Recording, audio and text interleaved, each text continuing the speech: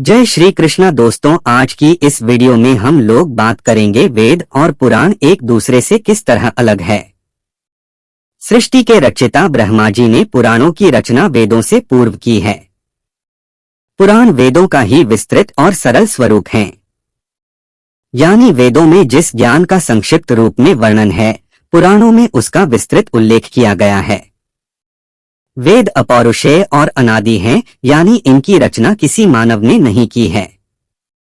जबकि पुराण अपौरुषेय और पौरुषेय दोनों प्रकार के कहे गए हैं। अर्थात पुराण मानव निर्मित न होने पर भी मानव निर्मित हैं। दरअसल वर्तमान में जिन 18 पुराणों का पठन, श्रवण और चिंतन करते हैं, वे एक ही पुराण के 18 खंड हैं।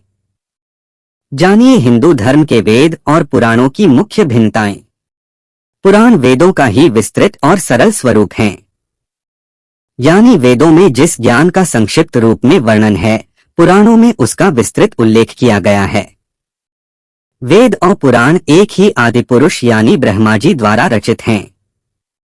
इनमें वर्णित ज्ञान, आख्यानों, तथ्यों, शिक्षाओं, नीतियों और घटनाओं आदि में एकरूपता है। हालांकि वेद और पुराण एक दूसरे से भिन्न हैं।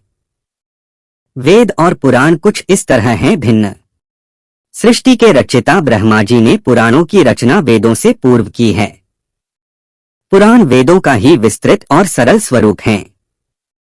यानी वेदों में जिस ज्ञान का संक्षिप्त रूप में वर्णन है, पुराणों में उसका विस्तृत उल्लेख किया गया है।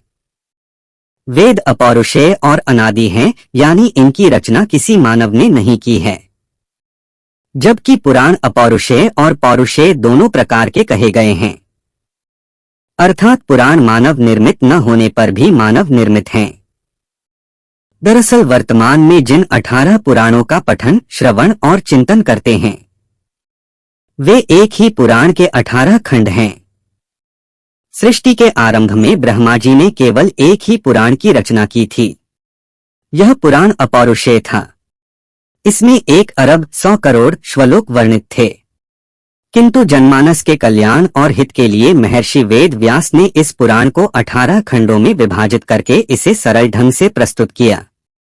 महर्षि वेद व्यास ने इन पुराणों में श्लोकों की संख्या केवल 4 लाख तक सीमित कर दी। इस प्रकार ब्रह्मा जी द्वारा रचित अपौरुषेय पुराण महर्षि वेदव्यास द्वारा 18 खंडों में विभक्त किए जाने के बाद पौरुषेय कहलाया।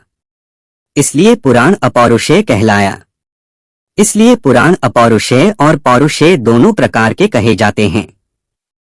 ब्रह्मा जी द्वारा रचित वेदों में वर्णित वेद मंत्रों, धार्मिक कर्मकांडों और शिक्षाओं का अनुसरण करने वाले योगी पुरुष ऋषि कहलाए, जबकि पुराणों में वर्णित पौराणिक ज्ञान, मंत्रों, उपासना विधि, व्रत आदि का अनुसरण करने वाले योगियों को मुनि कहा गया। ब्रह्मा जी से श्रुतियों का ज्ञान प्राप्त कर ऋषियों ने उसे अर्थ प्रदान किया और समयानुसार संसार में प्रकट किया।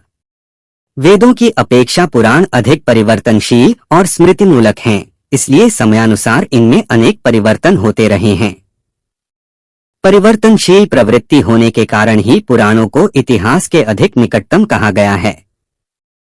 इस वीडियो में इतना ही, फिर मिलते हैं नेक्स्ट वीडियो में। तब तक के लिए धन्यवाद। और वीडियो पसंद आई हो तो चैनल को जरूर सब्सक्राइब कीजिएगा। धन्यवाद।